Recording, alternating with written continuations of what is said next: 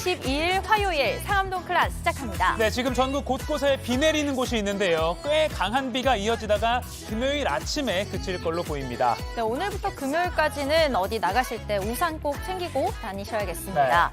또 중부와 호남 지방에는 짧은 시간에 많은 비가 쏟아질 수 있다고 하니까요. 피해 없도록 또 주의하시길 바랍니다. 네, 자세한 비 예보부터 놓쳐선 안 될 국내외 이슈 그리고 재테크와 법률 상담까지 상암동 클라스 오늘도 알차게 준비되어 있습니다. 오늘도 상클 1시간 함께 하시죠.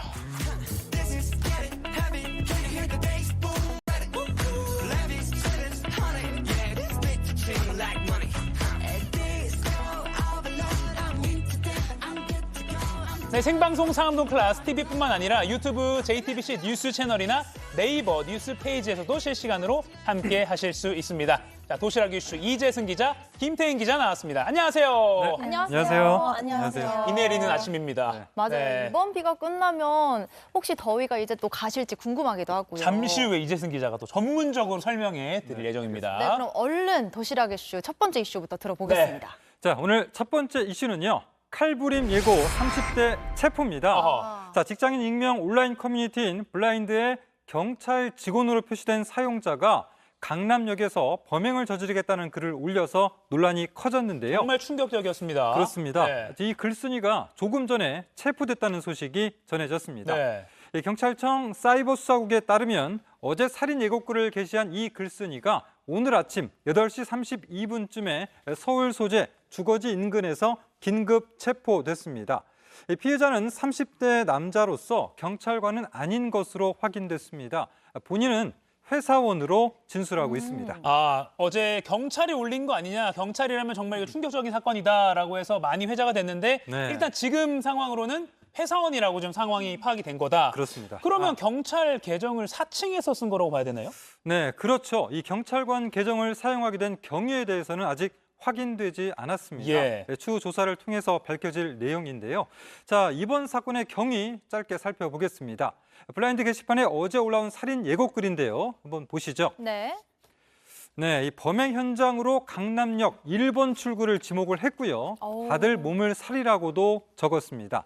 블라인드 게시판은 자신이 지금 다니고 있는 직장의 이메일로 인증을 해야만 가입하고 글을 쓸 수가 있습니다. 예. 네. 그런데 작성자의 직장명이 경찰청으로 되어 있습니다. 그래서 경찰관이 살인 예고글을 올렸다라는 이렇게 우려가 커졌던 상황이었습니다. 예, 다시 한번 정리를 해볼게요. 지금 8시 한 30분쯤, 그러니까 방송 1시간 30분 전쯤에 체포가 됐고 이 체포됐다는 사실이 정말 조금 전에 알려졌기 때문에 정리를 해보면 어제 강남역 칼부림 예고글을 올린 이가 블라인드 앱에 경찰청 소속으로 표시가 돼 있어서 논란이 컸는데 오늘 아침에 체포가 됐습니다. 일단 현재까지 파악된 바로는 경찰은 아닌 것으로 파악이 됐고 계속 이제 체포를 했기 때문에 수사가 더 이어질 것으로 보입니다. 그렇습니다. 네. 네. 아, 근데 진짜 요즘 정말 유행처럼 네. 이렇게 살인 예고글이 계속 잇따르고 있습니다. 예, 예. 좀 무서워요. 그렇습니다. 이 흉악 범죄가 올 들어 특히 좀 잇따르고 있습니다. 네. 뭐 정유정부터 이번 최윤종까지 모두 좀 여러 가지 어떻게 보면은 외톨이처럼 지내온 그런 청년층이 저질렀다 이런 어떤 사항도 있는데요. 자, 이렇게 계속해서 흉악 범죄가 잇따르면서 이런 사건이 이어지면서 살인 예고글도 함께 많아지고 있는 그런 상황입니다. 예. 그래서 경찰에서는 유사 범죄에 대해서 엄정하게 법을 집행하겠다 수차례 강조를 하고 있습니다. 네. 이 살인 예고뿐만 아니라 흉기를 휘두르는 범죄도 연일 끊이지 않고 있는데 네. 최근에 편의점에서 술을 사려는 미성년자에게 네. 뭐 당연히 원칙대로 신분증 달라라고 물어봤더니 대뜸 흉기로 위협하는 일이 있었다고요. 그러니까요. 아이고. 예, 예. 참 너무 이게 좀 무섭고 그런 어이가 없고 황당한 그런 상황인데 예. 자, 영상으로 한번 확인을 해보시죠. 네. 자, 한 남성이 전화를 받으며 편의점 안으로 들어옵니다. 냉장고 쪽으로 걸어가서 소주병과 맥주캔을 꺼내고는 또 계산대로 가져가는데요. 자, 어려 보이는 외모의 편의점 주인이 신분증을 보여달라고 합니다. 네. 자, 그 말을 듣고 뒤돌아선 남성 갑자기 허리춤에 차고 있던 어머. 흉기를 저렇게 꺼내는 겁니다. 아이고, 네, 아이고, 네, 아이고, 네. 아이고. 편의점주 이야기 들어보시죠. 그냥 대꾸도 안 하고 캔맥주 하나를 들고 나가려고 그러더라고요. 지금 뭐 하는 거냐고 가져오시라고. 그랬더니 칼 보여주면 어떻게 할 건데요? 이러는 거예요. 그래서 근데 영상을 보니까 되게 어려워 보여요. 예. 그러니까 뭐 네네. 아까도 말씀하신 것처럼 어려워 보이니까 또 한 번 더 이제 검사를 확인을 하는 해야겠다 해서 거죠. 확인을 한 것 같은데 남성 신원이 확인이 된 건가요, 그럼? 네, 이 경찰이 좀 추적을 했는데 그런데 3주 가까이 찾을 수가 없었습니다. 네. 알고 보니까 이 남성이 그 고등학교를 중퇴한 18살 미성년자였는데요. 이 사건 뒤에 다른 범죄로 소년분류심사원에 들어가 있었습니다. 예. 경찰은 이 미성년자 특수협박 혐의로 입건을 했습니다.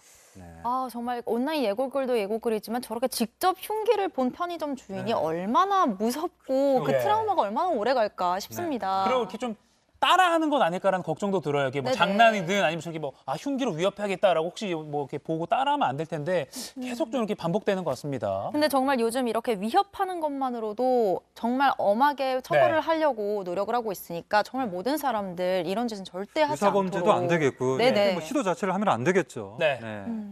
알겠습니다. 그리고 또 아까 말씀드린 대로 8시 반쯤에 오늘 아침에 어제 경찰청 소속으로 블라인드 앱에 강남역 테러 글을 썼던 이 사람은 잡혀서 지금 수사를 하고 있습니다. 이 소식은 뭐 내일이든 더 추가로 내용이 나오면 전해드리도록 하겠습니다. 자, 다음 이슈 또 전해주시죠. 네, 두 번째 다음 이슈는요. 최대 150mm 폭우로 꼽아봤습니다. 예. 네. 자, 일단 오늘과 내일 사이에 전국에 비 소식이 있습니다. 중부지방의 많게는 최대 150mm의 폭우가 쏟아지고 남부지방에서는 전라도가 최대 80mm, 경상도는 이제 내일 내리는데 최대 60mm가 예상이 됩니다.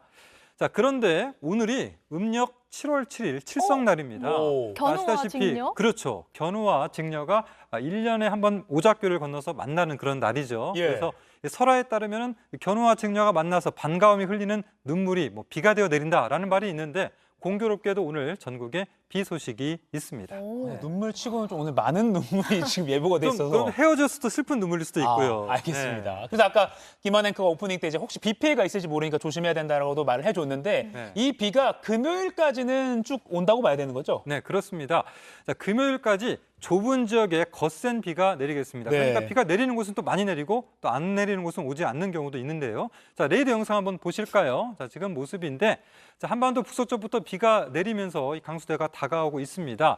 예, 북서쪽에서 내려오는 찬 공기와 남쪽에서 올라오는 덥고 습한 공기가 만나면서 비구름대가 발달하고 있는 그런 모습인데요. 네. 특히 남서풍이 강하게 모여드는 경기 북서부 수도권에는 오늘과 내일 사이에 시간당 30에서 60mm의 강한 비가 예보가 돼 있습니다. 네네네. 그러니까 비가 이번 주 후반까지 쭉 길게 이어지는 건데 이렇게 되면 네. 뭐 흔히 말해서 2차 장마다 이렇게 그렇죠. 말할 수가 있네요. 네, 그런 말이 많이 나오고 있죠. 예. 실제 보통 장마는 6월 하순부터 7월 하순까지 지속적으로 내리는 비인데요.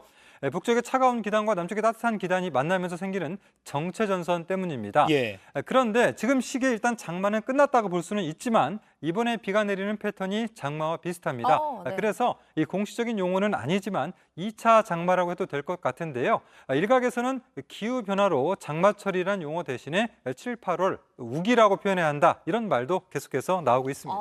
이대승 기자 전문 분야 나온 아주 근데 약간 디테일한 전문 분야 나와서 세심한 말이 좀 빨라지고 있는 것 같은 그런 느낌이 듭니다. 알겠습니다. 그렇다면 제가 진짜 아까 처음부터 궁금했던 네. 거 네네. 이번에 더위 너무 심했잖아요. 아. 이번에 비 그치고 나면 좀 누그러질까요? 네, 많은 분들이 좀 기대하고 있죠. 저도 아직까지도 밤마다 좀 잠을 좀 설칩니다. 네. 그런데 아침 저녁으로 조금 나아진 기미는 있지만 여전히 좀 덥고 한낮에는 정말 불볕더위가 이어지고 있습니다. 자, 어제 서울 등 대부분 지역의 낮 기온 34도 안팎까지 올랐는데요.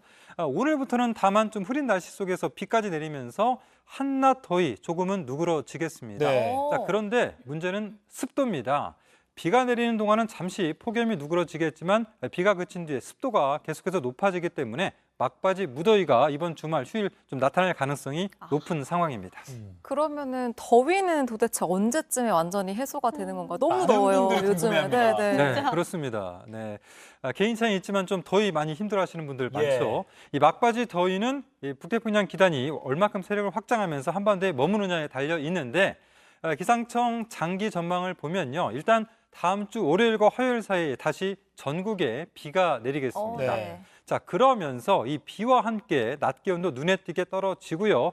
특히 찬 공기가 감싸면서 다음 주 비가 그친 이후에는 아침 저녁으로 조금 더 선선함을 느낄 수가 있겠습니다. 네, 그러니까 이번 주 금요일까지 꽤 많은 비가 오고 그리고 주말 지나고 다음 주 월요일쯤까지 또 비가 오고 그렇게 좀 지나봐야 이제 조금 선선함이 올지 말지 확실하게 그 시기를 가늠할 수 있겠군요. 네, 그렇습니다. 그 이재승 기자가 이제 이렇게 설명했으니까 만약 틀리면 모든 원망은 이재승 기자에게. 저는 이제 대부분 적혀 좀 틀리지 않는 경향이 많이 있습니다. 알겠습니다. 네, 믿어주시고요. 네, 자 그럼 다음 이슈 전해주시죠. 네, 다음 이슈는요. 깐죽대지 말랍니다. 어. 자, 어제 국회 법제사법위원회 회의장에서는 선을 좀 넘는 그런 신경전이 벌어졌습니다. 네. 앙숙 관계로 알려진 한동훈 법무부 장관과 최강욱 더불어민주당 의원이 충돌한 건데요. 최 의원이 한 장관에게 검찰 업무추진비에 관해 질의를 하던 도중이었습니다. 내용 들어보시죠. 저렇게 그러니까 자꾸 깐죽거린다는 소리 듣는 거예요. 얘기를 깐죽거린다는 말을 지적하는 정도는 좀 심하지 않아요? 그동안에 말씀을 좀 답변하면서 맨날 반말하지 마세요라고 얘기하죠. 예. 깐죽거리지 마세요. 그러니까 자꾸 반말 듣는 거예요. 위원장님, 저는 이거는 항의를 드릴 수밖에 이거 봅시다. 없습니다. 예, 저는 해당 이거 항의 드릴 수밖에 음식점을 없고요. 네. 음식점에 이 얘기 상호하고 제가 결제 사과 안 하면 금액을 제가 답변하지 않겠습니다. 네, 자 이게 지금 어떻게 된 상황이냐 하면요. 최 의원이 한 장관에게 검찰 업무추진비에 관해 질의를 하던 중에 한 장관의 답변 태도를 문제 삼았습니다. 자, 한 장관이 답변할 기회를 안 주는데 답변을 해보라면 어떡하냐라고 얘기를 하자 최 의원이 그러니까 자꾸 깐죽거린다는 소리 듣는 것이라고 이렇게 말을 한 그런 상황이죠. 이렇게 서로 상대방의 태도를 지적하면서 언성을 높이다가 급기야 이제 막 국어 사전까지 찾아봐서 뭐 그렇게 동원된 일까지 있어요. 이렇게 최 의원이 이렇게 뭐 모바일로 그렇습니다. 찾아봤죠. 한번 네. 이것도 영상 준비되어 있는데 보고 가시죠. 제발 좀 태도를 무겁게 가지기 바랍니다. 최강욱 의원님한테 그런 음식점에 얘기 들으니까 대한 진짜 이상합니다. 저렇게 꼭 하여튼 그 국무위원의 태도냐고요. 그게 국회의원의 태도입니까? 그럼 국회의원으로서 지금 정부 책임자한테 묻고 있는데 개인적인 감정을 가지고 자꾸 깐죽거리는 거 국회의원이 보니까 그렇게 그러면 안 되는 갑질하라고 거죠. 그 자리에 있는 건 아니잖아요. 갑질이 아니라 실질적으로 뭐 깐죽거린다 이런 용어들은 지극히 적절치 않다고 봅니다. 이게 비속어가 아니에요. 국어사전에 있는 날 그대로 읽어드릴게요. 쓸데없는 소리를 밉살스럽고 짓궂게 달라붙어 계속 짓거리다. 지금 비속어면은 여기에 비속어라고 나오겠죠. 이걸 보는 시청자들이 어떤 반응이실지 어떤 표정을 지으실지가 지금 저희가 가늠이 됩니다. 이건 뭐 노골적인 신경전을 넘어서 그냥 대놓고 말싸움하는 수준이라고 보이는데 제 눈에는 이 두 사람 원래부터 앙숙 관계죠. 그렇습니다. 이 두 사람 대화 중에 최강욱 의원이 개인적인 감정을 가지고 자꾸 깐죽거린다라고 말을 했는데 두 사람은 과거 채널A 기자 명예훼손 사건과 관련해서 또 한 장관 개인정보 유출 사건 등으로 악연을 맺었습니다. 2020년 채널A 기자 관련 명예훼손과 관련해선 한 장관은 검언 유착 의혹으로 2년여간 수사를 받다가 무혐의 처분을 받기도 했습니다. 네, 지금 유튜브 댓글로 도후맘님이 뭐 둘 다 예의 없게 느껴진다라고 반응해 주셨는데, 네, 뭐 국민들의 뭐 의견이 이렇지 않을까 싶습니다. 깐죽 논란까지 잘 봤습니다. 자, 이어서 지금 이 시각 모바일에서 가장 화제가 되고 있는 소식 정리해 드립니다. 김태인 기자 전해주시죠. 네, 누리꾼들의 이목을 끈 그 소식, 상크리 뽑은 광크리 뉴스입니다. 준비한 소식들 한 줄로 먼저 살펴보겠습니다. 노탕후루존 등장, 그리고 20년 지나도 명작, 동약인데 밀크쉐이크, 장난감 총으로 위협한 외국인, 경찰 과잉 제압의 의식 불명까지 다양한 소식들이 오늘도 누리꾼들의 이목을 끌고 있습니다. 그럼 몇 가지 자세히 살펴보겠습니다. 먼저 쓰레기 몸살에 노탕후루존 등장입니다. 과일을 꼬치에 꽂아서 설탕 시럽을 입힌 중국식 간식 탕후루, 요즘 참 유행인데요. 지금 옆에 이렇게 사진도 나오고 있죠. 혹시 드셔보셨나요? 전 아직 못 먹어봤어요. 요즘에는 이 탕후루를 만드는 키트도 따로 나와요. 그래요? 네. 그래가지고 주변에서 만드는 사람도 많고 누가 아니, 뭐- 만든 거 줘서 먹어봤어요. 주변에 이렇게 들고 다니시는 분들 많이 봤어요. 네. 저도 침만 좀 흘려봤고 좀 먹어보지는 못했어요. 네. 생각보다 우리 여기 상클 출연진 분들은 인기, 이렇게 그 뭐지? 대세에 트렌드에 따르는 뒤처지고 분들은 있어요. 아닌 것 같네요. 네. 네, 근데 카은 앵커가 말한 것처럼 소셜미디어에서 탕후루를 검색하면 뭐 인증샷 그리고 만드는 방법까지 다양한 정보들이 쏟아지고 있습니다. 그런데 이 탕후루 인기 뒤에는 쓰레기 문제가 잇따르고 있습니다. 길거리에 탕후루 꼬치가 수북하게 쌓여 있습니다. 아이고. 먹기 편하라고 탕후루 꼬치에 끼워주는 작은 종이컵도 수두룩하죠. 심지어 건널목에 설치된 자동차 진입방지용 말뚝 볼라드라고 하죠. 여기에도 이렇게 탕후루 꼬치가 꽂혀 있습니다. 아니, 쓰레기통도 아니고 길거리에 심지어 볼라드, 저 볼라드에까지 이렇게 살포시 아주 잘도 꽂아놨네요. 행위 예술 같기도 하고요. 네. 네, 물론 모든 곳이 이런 건 아니지만 탕후루 판매점 주변이나 인근 길거리에서 이렇게 쓰레기를 자주 볼 수 있는데요. 탕후루 판매점 주변 상인들은 이렇게 아무렇게나 버리고 간 쓰레기로 골치를 앓고 있습니다. 탕후루에 설탕 시럽이 발라져 있어서 흘릴 경우에 바닥도 끈적끈적해지고 벌레까지 꼬이는데요. 이러한 문제들 때문에 탕후루를 들고 가게에 들어오는 손님을 제한하는 노탕후루존 가게까지 등장했습니다. 네. 보시면 떨어지는 탕후루 한 방울에 직원 눈에는 눈물 한 방울이라는 문구만 봐도 탕후루 때문에 골치를 앓는 상인들의 피곤함이 느껴집니다. 또 예를 들어서 양념 가득 묻힌 뭐 닭꼬치나 뭐 핫도그 케찹 묻히고 이런 것도 다 비슷한 문제가 있을 수 있는데 탕후루만 이렇게 부각돼서 탕후루 판매하신 분들 좀 억울하지 않을까요? 근데 그만큼 요즘 인기가 워낙 많기 때문에 탕후루가 네. 아마 그래서 그렇지 않나 싶어요. 네. 아니 좀 전에 그렇게 쓰레기 버린 모습 보니까 네. 솔직히 노탕후루존을 왜 만들었는지 상인들의 심정이 이해가 가기는 했어요. 그러네요. 우리 탕후루 먹을 거면은 확실하게 쓰레기를 아니, 주변에 쓰레기통을 좀 잘 설치를 해놓으면 좋지 않을까요? 상인분들이, 그 탕후루 파시는 분들이. 그렇기도 한데 뭐 우리가 좀 막 버리는 경우가 많이 있기 때문에 네. 정말 먹었던 분이 어디 가서 버릴지 모르잖아요. 네. 그러니까 정말 누군가 추적할 수도 없고 네. 본인이 좀 잘 버렸으면 맞아요. 좋겠습니다. 드시는 분들이 결국 잘 해결해야 되는 것. 아름다운 사람은 머문 자리도 아름답다. 알겠습니다. 네, 이어서 다음 전해주시죠. 소식 전해주시죠. 네, 다음은 20년 지나도 여전한 명작입니다. 한국 영화계의 거장으로 불리는 박찬욱 감독, 대표작으로는 올드보이가 있는데요. 한 남자의 복수극을 그린 영화로 극중 주연인 오대수 역을 맡은 최민식 배우의 광기 어린 연기 잊을 수가 없습니다.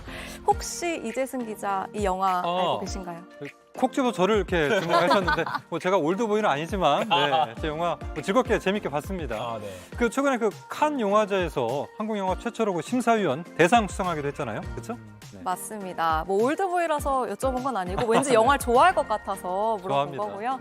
네. 지난 2003년 첫 개봉한 뒤에 무려 20년이 지났지만 여전히 많은 영화 팬들의 사랑을 받고 있는 작품입니다. 그런데 최근 미국에서 디지털 리마스터링 버전으로 재개봉한 뒤 또 한 번 큰 인기를 끌고 있어 화제입니다. 영화 올드보이는 지난 16일 미국에서 재개봉했습니다. 닷새간 무려 88만 달러, 우리 돈으로 약 11억 8천만 원을 벌어들이며 미국 박스오피스 12위에 올랐습니다. 네. 이는 앞서 미국에서 지난 2005년 개봉했을 당시 거둔 누적 수입 70만 7천 달러, 우리 돈 9억 5천만 원을 훌쩍 넘어선 금액인데요. 올드보이의 재개봉 수입이 곧 100만 달러를 넘길 것으로 예상되는 가운데 미국 현지 영화 전문가들은 미국에서 재개봉한 작품의 흥행 수입이 100만 달러를 돌파하는 건 매우 드문 일이라고 전했습니다. 미국 소셜미디어에서는 올드보이 재개봉작을 극장에서 봤다는 인증샷도 이어지고 있는데요. 누리꾼들은 20년이 지나도 명작의 인기는 여전하구나, 최고의 영화인 이유가 있다 등의 반응을 보였습니다. 네, 한국에서도 개봉 10주년이었던 그 2013년에 다시 리마스터링 버전이 이제 극장에 재개봉했었는데 아까 그 산낙지 장면 있잖아요. 네네네. 미국 그 개봉했을 때도 막 충격을 줬었는데 다시 한번 이렇게 명작 20년이 지나도 미국에서 흥행을 하고 있다니까 네. 대단하다는 생각 듭니다. 네, 이어서 다음 소식 전해주시죠. 네, 마지막 소식은 독약이 된 밀크쉐이크입니다.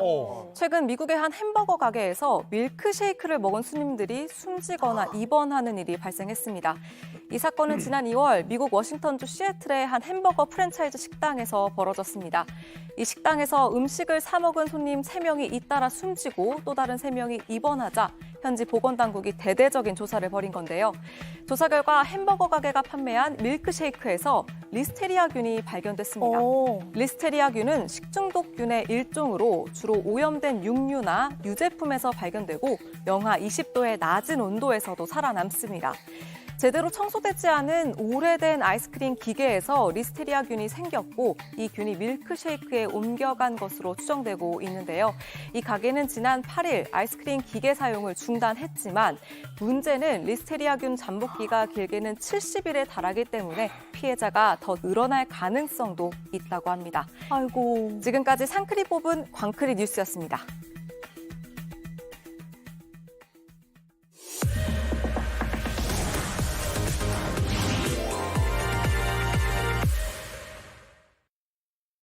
네, 지금 시각 10시 18분입니다. 저 같은 경알못, 경제를 잘 알지 못하는 사람을 위한 당장 내 돈이 되는 정보, 머니클래스입니다. 오늘은 여러분의 재테크 고민을 함께 해결해보는 내 돈 상담소 시간 준비했습니다. 전문가 먼저 만나보시죠.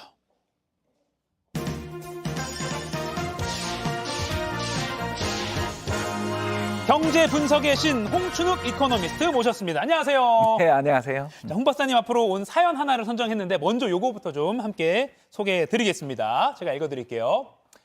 자, 저는 20대 중반의 미혼 여성입니다. 제 월 수입이 400만 원인데 한 달 생활비로 50만 원을 쓰고 나머지 350만 원을 저축하고 있습니다. 회사 기숙사에 살고 있어서 월세 부담이 없고 식사는 대부분 회사에서 해결하고 있어요.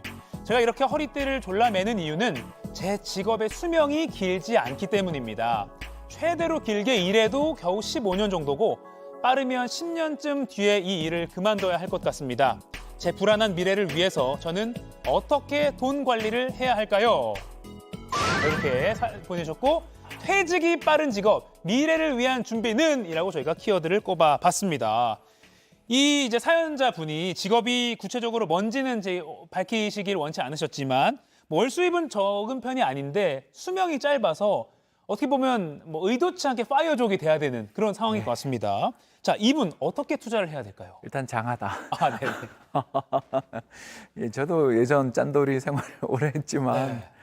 이분은 정말 대단하시네요. 50만 원 빼고 다 저축. 예, 그럼 1년이면 4천만 원 넘는 돈입니다.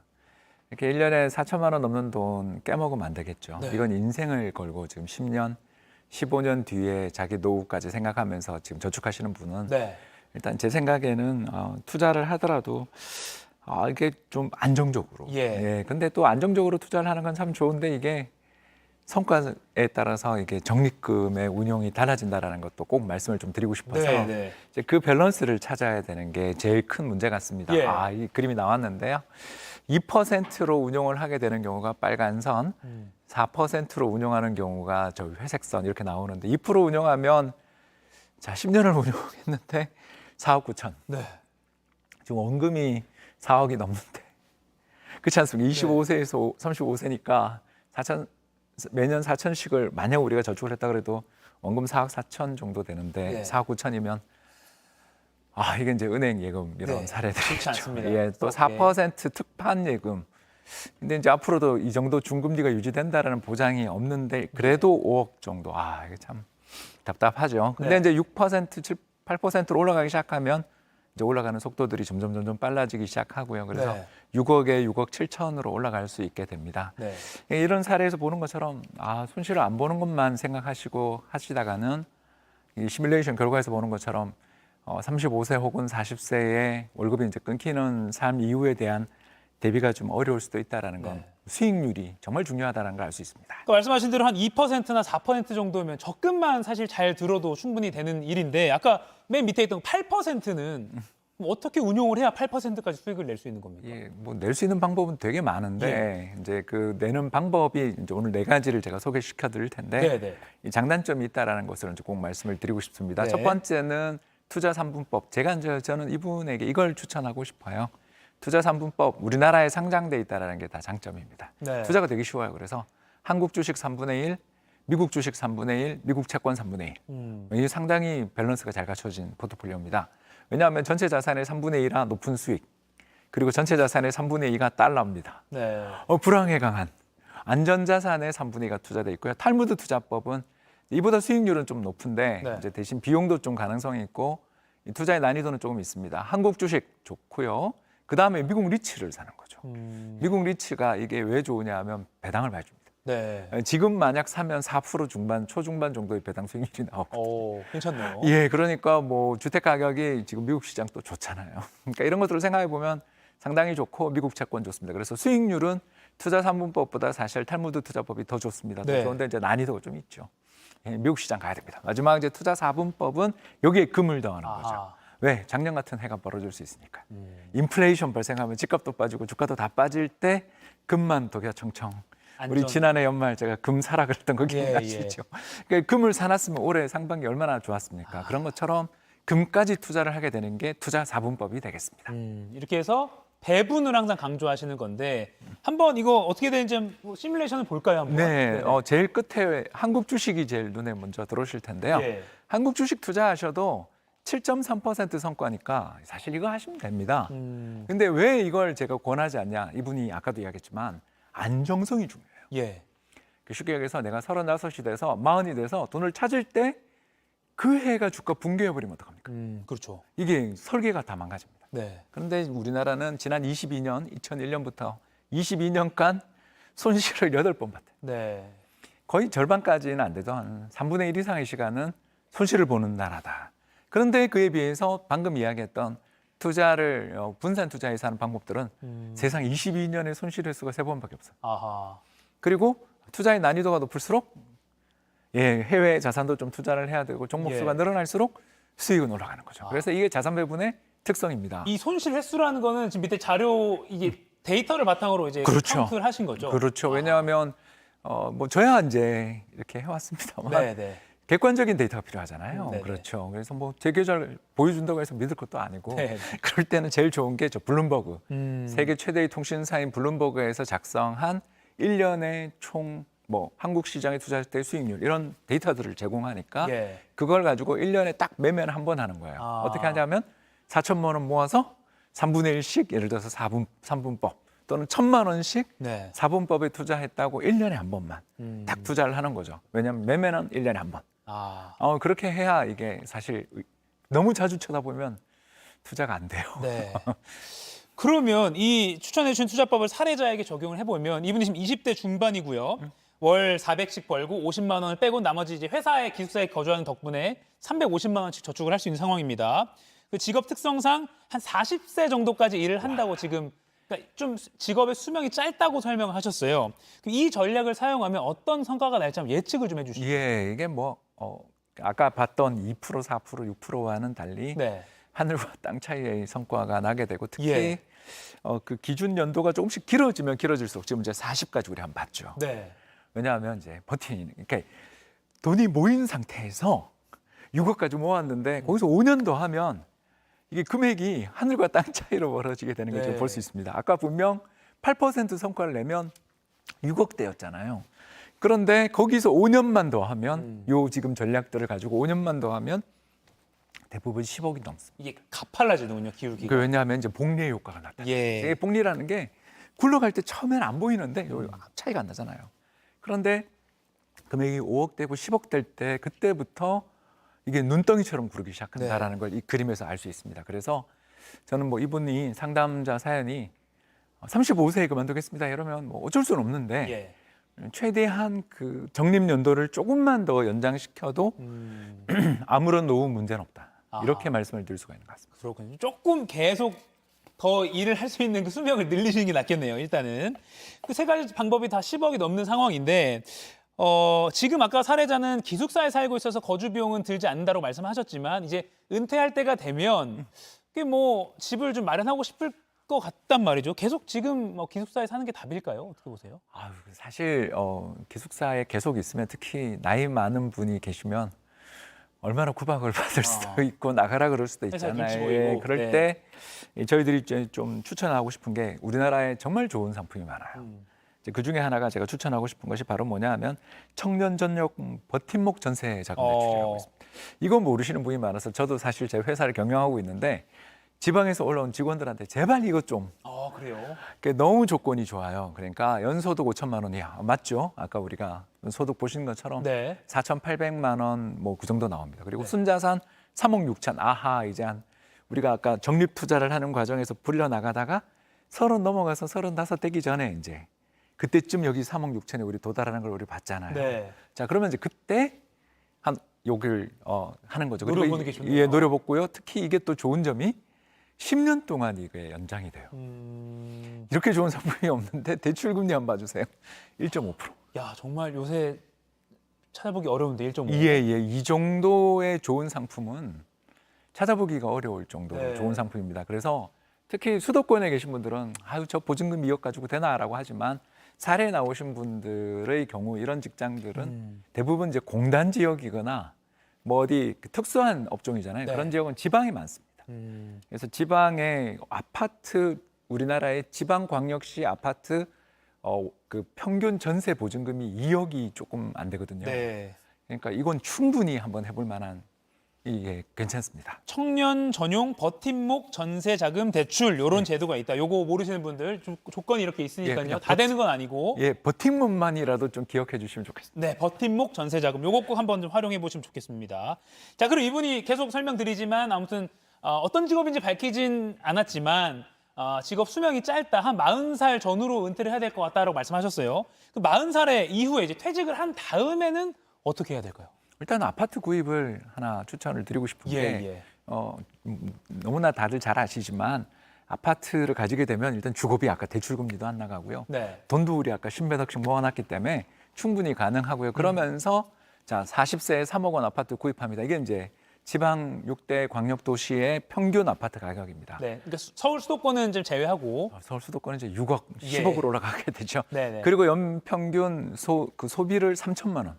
와, 이게 이제 주거비가 빠진 비용이라는 걸 생각하시면 네. 상당히 넉넉하고 매년 물가 상승률 3%만큼 인출된다고 생각했을 때 거의 그 65세에 국민연금 받을 때까지 네.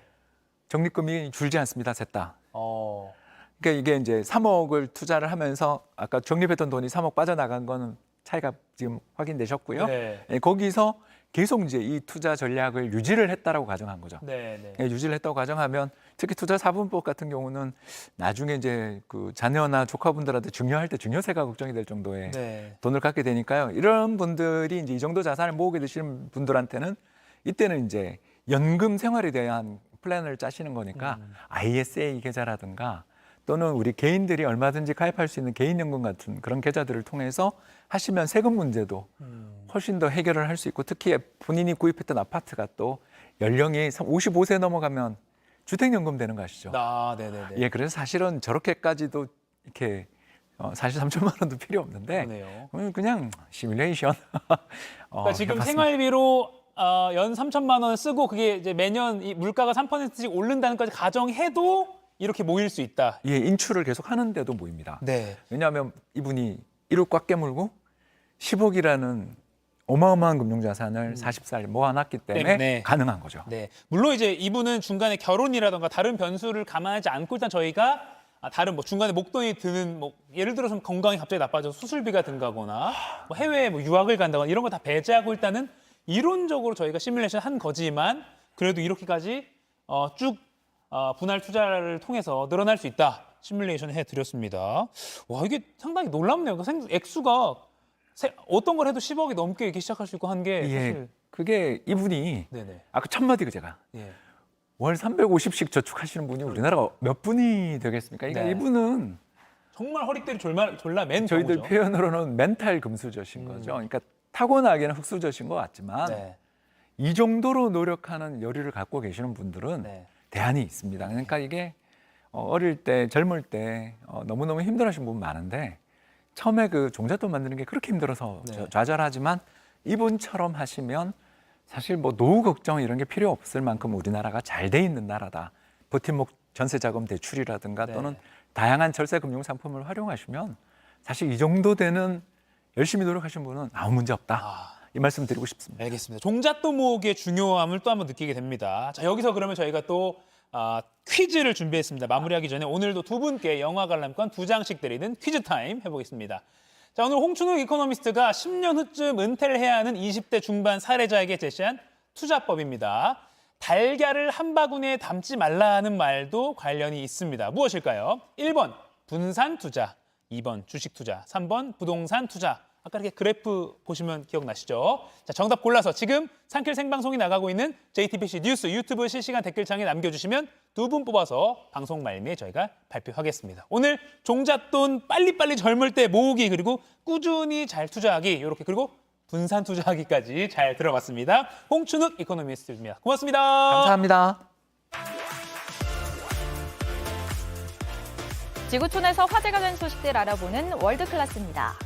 귀엽거나 사연이 있거나 요즘 반려동물과 함께하는 영상으로 인기를 얻는 인플루언서들이 많은데요.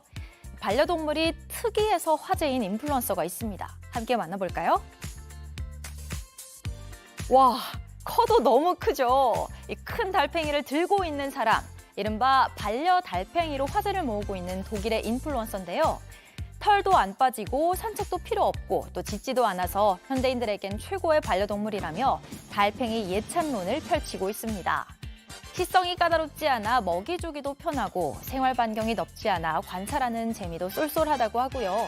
게다가 느리게 움직이는 달팽이를 집중해서 보다 보면 우울감이나 과도한 흥분감을 떨쳐낼 수 있어서 동물 매개 치료 효과까지 기대할 수 있다는데요. 이 인플루언서의 적극적인 홍보 때문일까요? 독일에서 반려동물로 달팽이를 고려하는 사람들이 많아졌다고 합니다. 특히 자녀를 둔 부모들 사이에서 인기가 뜨겁다고 하네요. 나무꾼도 아니고 지금 뭘 하는 걸까요? 한 남성이 도끼를 들고 주차장 차단기를 내리치고 있습니다. 상당히 위협적이죠. 미국 콜로라도주 덴버 국제공항에서 일어난 일입니다. 남성은 20여 차례나 도끼를 휘둘렀고 저지하기 위해 출동한 경비원과 몸싸움까지 벌였습니다. 결국 경찰에 체포된 남성, 황당하게도 미국 3대 항공사 중 하나인 유나이티드 항공의 조종사로 밝혀졌는데요. 갑자기 참을 수 없이 화가 나서 이런 일을 벌였다고 진술했습니다. 경찰은 이 남성을 경범죄로 기소하고 공항 측은 파손된 기물의 손해배상을 청구하기로 했습니다. 아무리 기뻐도 또 아무리 좋아도 지켜야 할 선이 있는 법이죠. 스페인 여자 월드컵 우승이라는 성과에 지나치게 기쁨을 표한 스페인 축구협회장이 문매를 맞고 있습니다. 얼마 전 열린 FIFA 여자 월드컵 결승에서 스페인이 잉글랜드를 꺾고 우승을 확정했습니다. 당연히 축제 분위기겠죠. 모두가 환희의 기쁨을 나누는데요. 그런데 시상식장 연단에 오른 선수들과 인사를 나누던 루이스 루비알레스 스페인 왕립축구연맹 회장, 한 선수의 얼굴을 붙잡고 입을 맞춥니다. 축구계에 여전히 성차별이 남아있음이 지구촌 전체에 생중계됐다. 동의 없는 키스는 성폭력이다. 국가의 환희와는 별개로 절대 있어서는 안 되는 일이었다고 각계의 비판이 쏟아졌는데요. 논란이 커지자 결국 루비알레스 회장은 감정에 사로잡힌 상황이었고 나쁜 의도는 전혀 없었다며 공식적으로 사과했습니다. 지금까지 월드클래스였고요. 계속해서 상클 라이프가 이어집니다.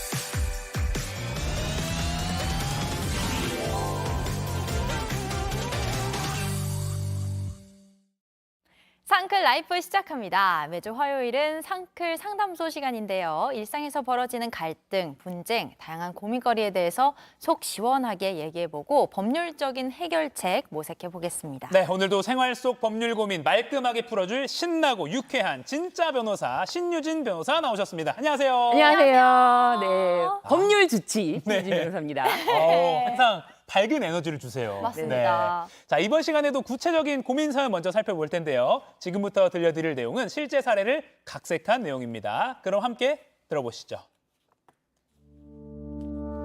작년에 결혼한 30대 신혼부부입니다. 결혼 전에 열심히 운동해서 몸을 만들어뒀는데 남편이랑 밤마다 맥주 한 잔씩 했더니 남편도 저도 살이 부쩍 쪄서 건강도 걱정되고 휴가 전에 몸 좀 다시 만들어보려도 헬스장에 찾아갔어요. 고객님, 아우 그 뱃살 싹 빼드릴게요. 쳐보세요, 저 식스팩 이거. 이거 한번 만들어 보시죠. 우와, 식스팩 대단한데요? 광고 보니까 또 이벤트 특가로 등록할 수 있다고도 하던데 지금 가능한 건가요? 그 이벤트는요, 선착순이라서 끝났고요. 지금 마침 딱 잘 오셨어요.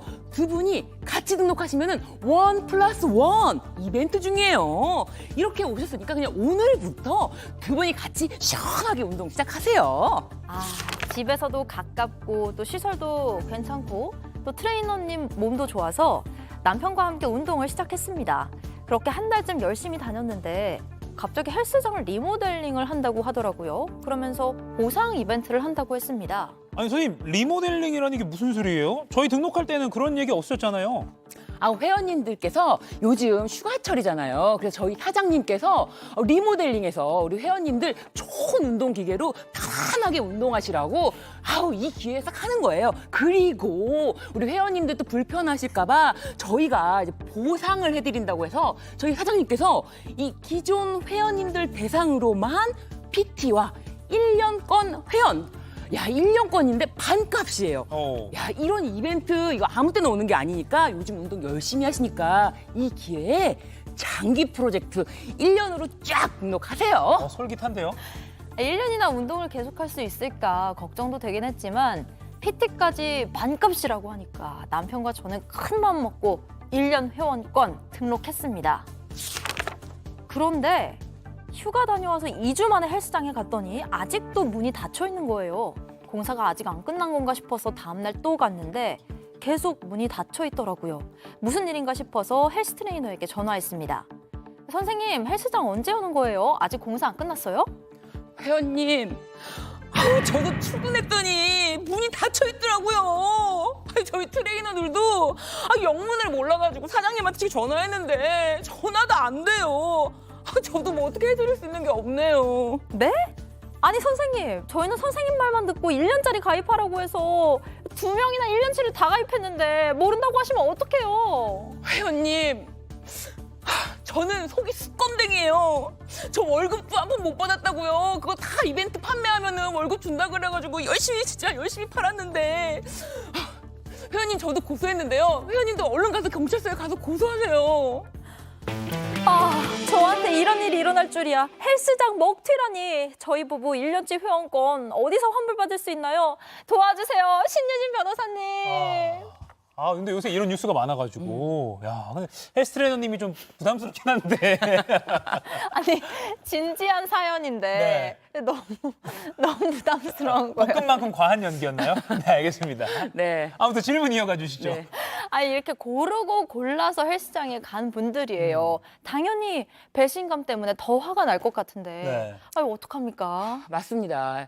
근데 이게 헬스장이나 요가원 이렇게 등록을 할 때 그냥 고르는 거는 아니잖아요. 네. 다 나름대로 네네. 기준이 있고 내가 1년치나 여기 등록을 할 때는 기준이 있잖아요. 뭐 두 분은 그 기준 같은 거 있으신가요? 저 좀 시설 깔끔한 곳, 가까운 샤워장 깔끔한 곳, 가까운 곳. 가까운 곳. 네. 그렇잖아요. 근데 이게 1년치다 보니까 여기 우리 사연에 계신 분들도 네. 그냥 고른 것은 아니고 SNS를 보니까 이게 굉장히 홍보도 잘 돼 있고 네. 대규모인 거예요. 게다가 이 헬스장 사장님이 굉장히 자주 오시는 거예요. 그러니까 사장님이 관리를 철저히 하시나 보다. 그러니까 좀 더 믿음이 가잖아요.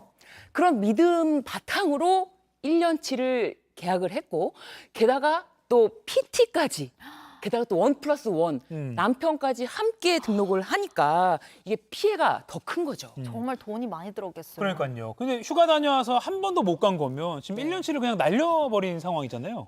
그렇습니다. 네. 지금 뭐 헬스장이 리모델링 공사를 한다 그래서 바로 딱 그 전까지만 이용을 하고 네. 이용을 쭉 못하고 있지만 이게 완전히 뭐 내가 이번 헬스장 등록을 하면서 운동화 새로 사고 내 트레이닝복 새로 사고 다 이제 거기 사물함에다가 두잖아요. 네. 그것까지 전혀 들고 나오지 못하는 상황이 된 거죠. 그냥 문이 닫혀버렸으니까. 네. 아하.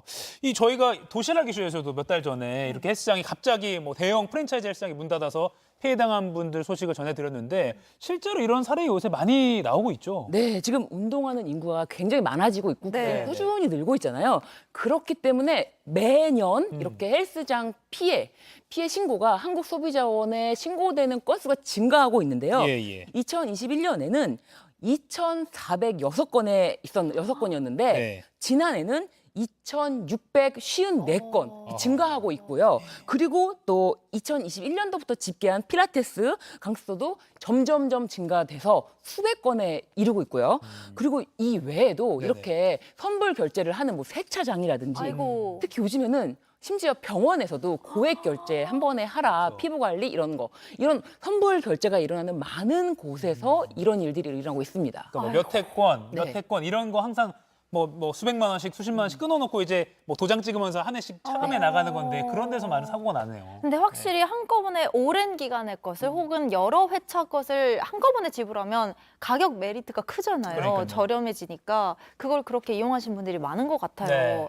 자, 그럼 법률적으로 살펴보겠습니다. 이렇게 갑자기 문을 닫게 되는 헬스장, 뭐 요가원, 이런 필라테스 샵 이런 경우에 이용할 수 없게 되면 법률상으로 당연히 환불을 해줘야 되는 거 아닌가요? 그러니까 이게 법률적으로는 환불이 가능합니다. 예, 이게 예. 적용되는 법률은 방문 거래에 관한 법률과 그리고 이제 공정거래위원회 고시 등을 참조해 보면은 내가 실제로 이용 기간, 요 이용 기간에 대한 액수를 일할 계산을 해서 이것만 공제되는데 네. 또 한 가지가 있어요. 내가 만약에 이렇게 중간에 해지를 한다라고 할 때 위약금 규정이 있는데 이 위약금이 지나치게 크다. 그러면은 이것도 다 물 의무는 없습니다. 이것도 위약금 나 그거 다 못 줍니다라고 해서 민사소송을 통해서도 이런 부분은 해결할 수가 있는 부분이 있어요. 그래서 민사소송을 말씀하셨는데 그럼 막 절차가 길고 하니까 금방 받기는 어렵지 않나요? 네, 사실 그래서 제가 예전에도 말씀드렸는데 간편한 방법으로 소송보다 간편한 방법으로는 지급 명령 신청 제도라는 것이 있지만 지급 명령 신청 제도. 네, 예. 그렇지만 요 사건 헬스장처럼 피해자들이 많이 있는 경우에는 이런 제도보다도 일단 사기 피해자들, 이 피해자들 모임을 통해서 전체 금액을 좀 액수를 늘려서 함께 대응하는 것이 좀 더 유리하다고 할 수가 있습니다. 그리고 이렇게 민사적으로도 그렇고 형사적으로도 함께 움직이는 것이 금액이 더 크기 때문에 이런 부분을 신경 써서 같이 이거를 만들어 봐야 돼요. 그리고 피해자 규모가 크면 아무래도 뭐 수사 당국도 좀 더 빨리 좀 움직여 주겠죠. 네, 맞습니다. 근데 오늘 사례에서는 이 헬스장 대표가 사라졌어요. 네. 안 나타나고 있는 상황이거든요. 리모델링 한다면서 1년치 이용권을 사게끔 하고 문을 닫고 도망을 쳤습니다. 그럼 민사소송을 할 대상이 현재 없는 상황이잖아요. 이럴 때 상대방 처벌 어떻게 이루어지고 또 어떻게 보상을 받을 수 있어요? 그러니까 이게 법적으로는 상대방이 잠적을 했다, 네. 잠수를 탔다라고 하더라도 민사소송 자체가 가능합니다. 다만 내 돈을 직접 갚을 사람이 없는 것뿐이에요. 그렇죠. 근데 법적으로 판결문을 아무리 100장을 모아도 승소 판결문 100장을 모아도 그 집행할 대상이 없으면은 무용지물이잖아요. 네네네. 그렇기 때문에 우리가 답답하고 하니까 이거 민사적으로 해결이 안 된다. 형사 고소를 하자라고 해서 사기 피해자 모임을 통해서 형사 고소를 할 경우에 아까 말씀하신 것처럼 피해 금액이 클수록 특히 사기 피해 금액이 3천만 원이 넘으면 네. 사실 실형이 선고되거든요. 네네네. 그렇기 때문에 혼자서는 뭐 피해 금액이 300만 원이다라고 해서 이 사람을 당장 실형을 하게 할 수는 없지만 피해 금액이 3천만 원 이상 되면은 실형도 선고 가능한 중죄가 되기 때문에 이렇게 단체 피해자 모임을 통해서 하는 것이 중요하다. 아, 그렇군요. 그러면 헬스장 관계자들이 안 나타나면 네. 경찰에 이제 여러 사람들이 함께 신고를 일단 네, 하는 게 제일 네. 가장 좋은 방법인 거죠. 네, 제일 좋습니다. 그러면 경찰이 수배를 내려서 뭐 그 헬스장 대표를 찾거나 이렇게 하는 거 수사가 이어지는 건가요? 지명수배, 요게 이제 법률 용어긴 한데요. 예. 네네. 아니 잠적한 사람을 잡으려면 지명수배라도 내려줘야 되는 거 아니야? 예, 예, 예. 네. 근데 이 사기 피해금에 대해서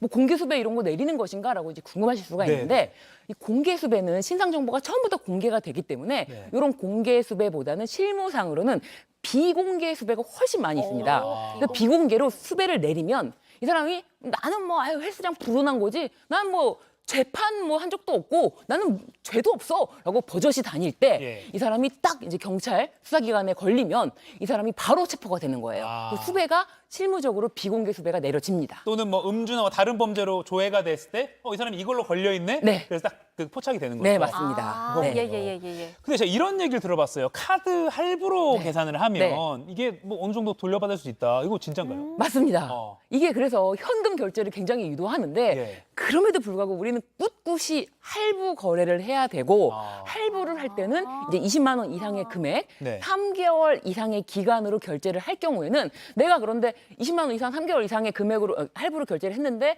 그 서비스를 전부 다 받지 못하면 할부 회사에다가 카드 회사에다가 내가 이런 이용 서비스를 제대로 못 받았다라고 이제 더 이상 돈을 지급하지 마세요. 할부금을 지급하지 마세요라고 예. 이제 얘기를 하는데 이런 걸 할부 항변권이라고 하거든요. 예. 이런 거를 통해서 나머지 금액만큼은 피해를 받지 않을 수가 있다. 그러니까 예방이 의외로 된다.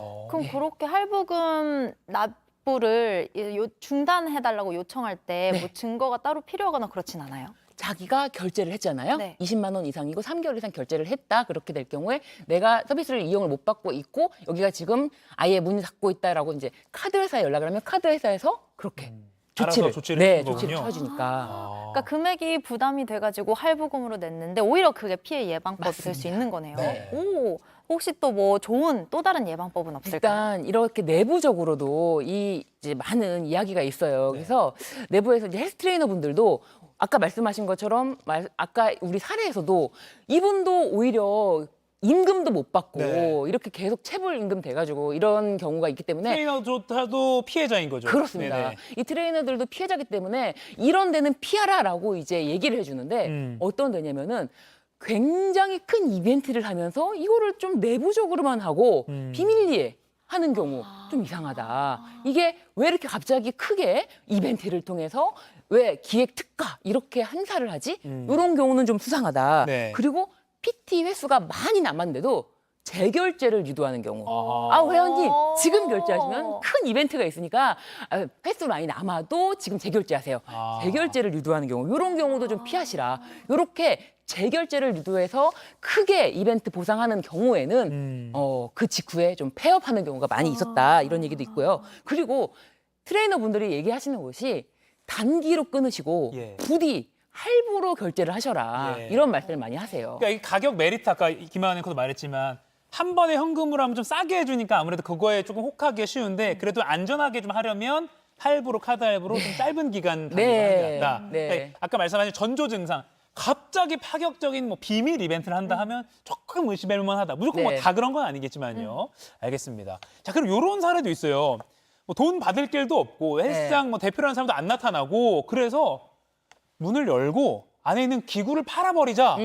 그리고 뭐 소비자 피해 보신 분들이 그렇게 움직이는 경우도 있거든요. 네. 이렇게 하면 이거 절도가 되나요? 어떻게 되나요? 그러니까 네. 이게 그 헬스장 기계가 네네. 이 헬스장 사장님의 소유권이 아닐 수도 있다. 네. 그렇기 때문에 이거를 팔아서라도 우리 피해 금액을 좀 보전하자라고 하실 때 네. 그냥 아무런 법적 조치 없이 들어가셔서 무단으로 파시면 절도죄가 됩니다. 아, 그것도 절도죄가 되는군요. 그렇기 때문에 이 소유관계가 불분명한 거를 함부로 가지고 나오면 안 된다. 이런 말씀을 드릴게요. 아하. 그러면 이 경우는 어때요, 변호사님? 그 상담자 부부가 헬스장에 문을 닫혀서 새로 네. 산 운동화랑 네. 뭐 옷가지랑 이런 네, 거 다 그 락커 안에 음. 넣어놨는데 못 찾고 있잖아요. 네.